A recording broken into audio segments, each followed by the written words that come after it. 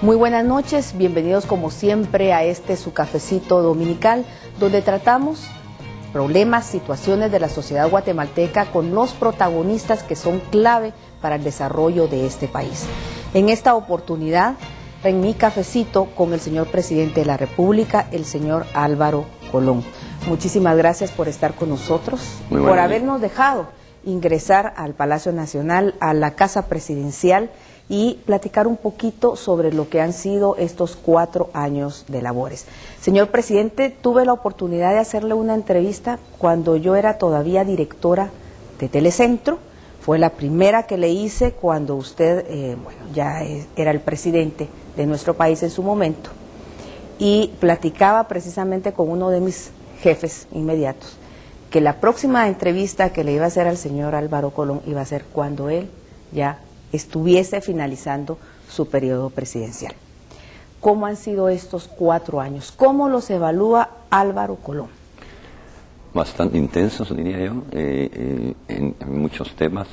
Yo estoy satisfecho de muchos temas, otros que nos faltó tiempo, nos faltaron recursos financieros, pero un periodo muy intenso, con muchas crisis internacionales, con la afección del cambio climático, la infamia Rosenberg, pero a pesar de las crisis tan severas, particularmente la financiera del año 2009, que se trajo abajo la economía de todo el continente, y Guatemala fue uno de los 3 países de América Latina que no pasó a números rojos.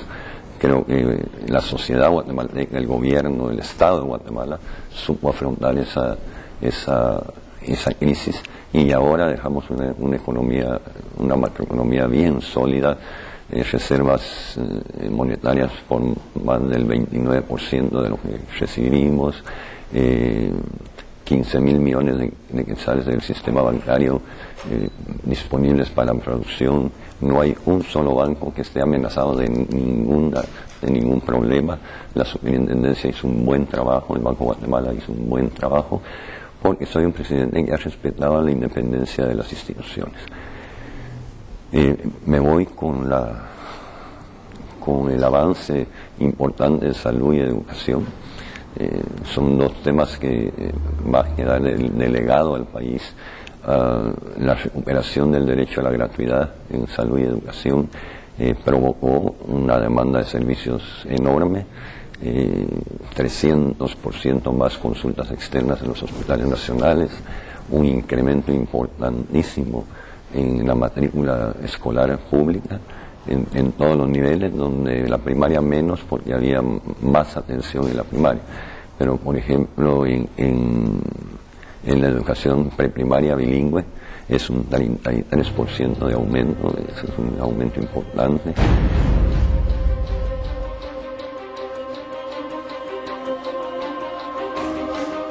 Puede decirse que uno de los avances que tuvo su gobierno, o de los aspectos más importantes, fue la gratuidad, tanto en la educación y en la salud.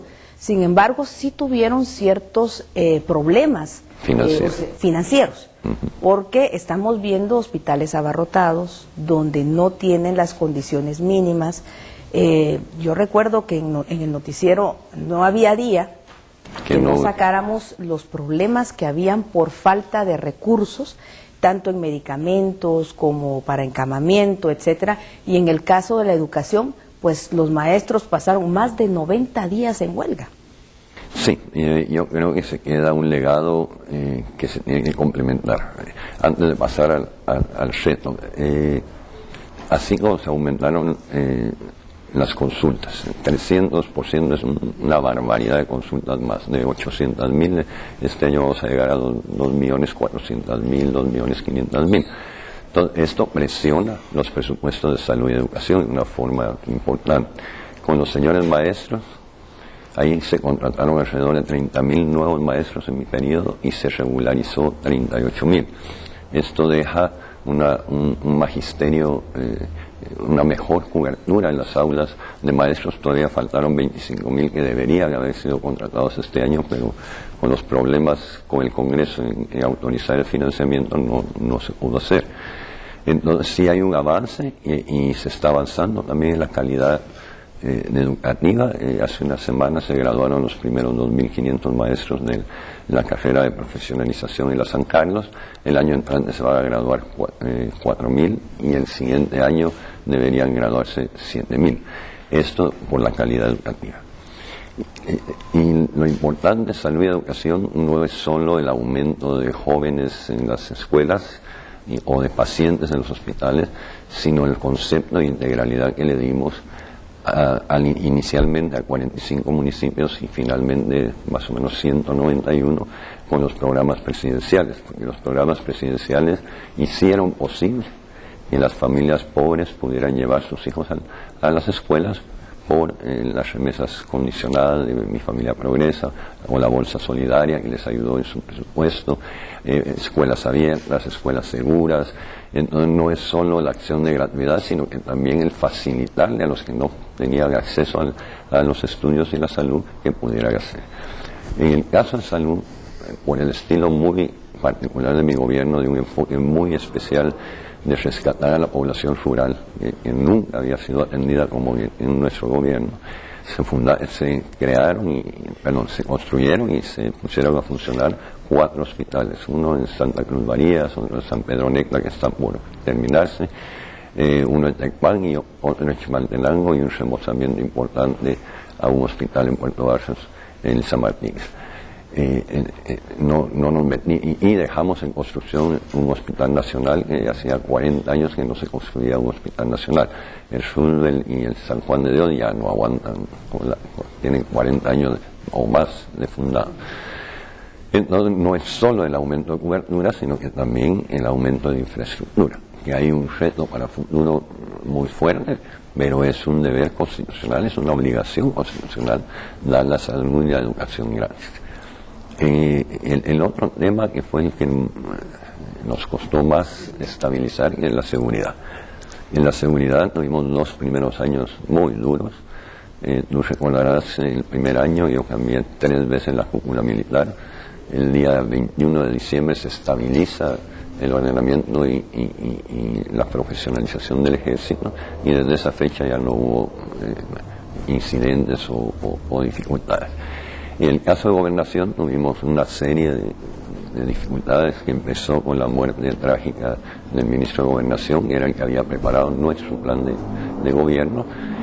Muere en ese fatal accidente. Un mes antes de su muerte empezábamos a profundizar la depuración de la Policía Nacional Civil, que se inicia en el mes de agosto del 2007 con la destitución de 17 comisarios.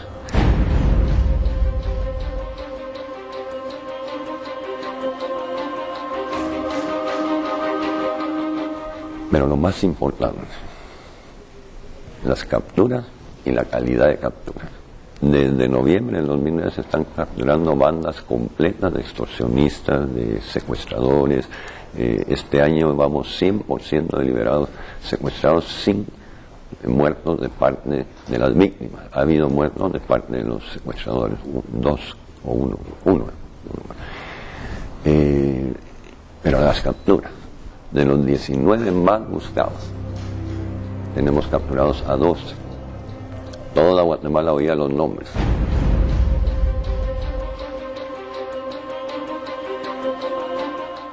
El Ministerio Público. Yo he respetado la independencia del Ministerio Público. El Ministerio Público está haciendo excelente trabajo, que lo que necesita son 3.000 fiscales más y fortalecerlo financieramente ahora.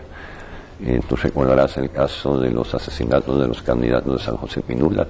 Fue una investigación profesional, técnica y científicamente bien llevada, y se capturó al responsable. La muerte, el asesinato de Facundo Cabral, que nos hubiera podido provocar un problema internacional muy fuerte.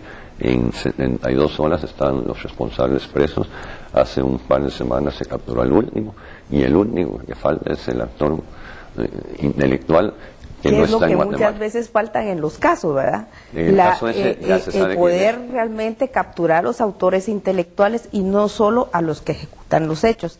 Señor presidente, usted ahorita me ha estado enumerando una serie de adelantos, desarrollos que tuvieron en su gobierno. Y definitivamente en lo que usted me está indicando, pues estamos de acuerdo. La pregunta es, el tema de corrupción. Estamos entre los países más corruptos del mundo. Hace algunos días salió incluso un informe, ¿verdad?, donde Guatemala no pasábamos ni llegábamos al 3%, ¿verdad?, cuando los que están mejor calificados tienen un punteo de 10 puntos.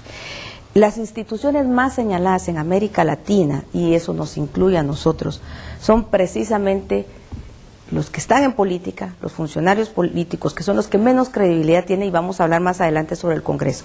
Estoy hablando de congresos, estoy hablando de la Policía Nacional Civil, todos los que tengan que ver con el tema de seguridad. Y pues no podemos dejar escapar de que se han suscitado hechos de corrupción en todas las dependencias del Estado. Y no solo en este gobierno han habido señalamientos en los gobiernos desde 1985, si estamos hablando de la época democrática. ¿Qué hizo usted en este tema de la corrupción? Ahí yo lo veo en varios estratos, ¿ya? Uno, una sistemática denuncia sin pruebas. No estoy diciendo que no haya. De nada sirve denunciar si no se hace la denuncia en el Ministerio Público. ¿Qué hicimos nosotros? Gobernación. El que denunció el robo en la gasolina fui yo. No lo hice directamente, fue el que estaba de ministro, Raúl Velázquez. Él hizo la denuncia a la CICI, porque se lo ordené yo. Y de ahí se desató toda una investigación que está en proceso en el sistema de justicia. El ministro Menocal suprimió la utilización de ONGs y tuvimos que pagar un costo, yo diría, de avance, porque se detuvieron todas las obras, porque son 240 millones de quetzales que se le había entregado a ONGs, unas que venían antes de mi gobierno, otras que las hicieron los primeros ministros, particularmente, sí, los primeros ministros. Y esa denuncia está puesta en el Ministerio Público, y yo espero que avance y que se llegue a un tiempo. El Ministerio de Gobernación deja sin deudas. Nosotros recibimos solo en patrullas una deuda de 14 millones del gobierno anterior, ya se canceló. Este año se compraron otras 400 patrullas, están pagadas. En el caso de Gobernación no le dejamos deudas ni ONGs vinculadas a la ejecución en Gobernación. En el caso de Fonapaz se suprimió bastante la utilización de ONGs, había programas firmados ahí que hay que concluirlos. En el caso de comunicaciones y obras públicas, se acaba de dar el informe de costo. Nosotros lo buscamos para que de una forma externa se hiciera una evaluación de todos los procedimientos, sobre todo de calidad de construcción, porque la corrupción no se da solo con dinero, también se da en la calidad de construcción. Avanzamos, pero todavía falta avanzar un montón en ese tema. De esto que a veces se arma bulla donde no hay. 3 años de golpear a mi familia progresa, y en el proceso electoral todos los candidatos apoyaron a mi familia progresa. Y nunca ha habido una denuncia. Las denuncias que hay contra mi familia progresa lo ha hecho el mismo programa de gente que abusó en algunos casos, que no son muchos, pero abusó, y la denuncia está puesta en el Ministerio Público. Vamos a hablar precisamente de este tema de Mi Familia Progresa como un programa que incluso no es nuevo en América Latina, ya se había instaurado con otros nombres en el resto de países, pero qué beneficios reales ha traído estos programas para Guatemala, según desde el punto de vista del señor Álvaro Colón. Nos vamos a unos mensajes y regresamos con más.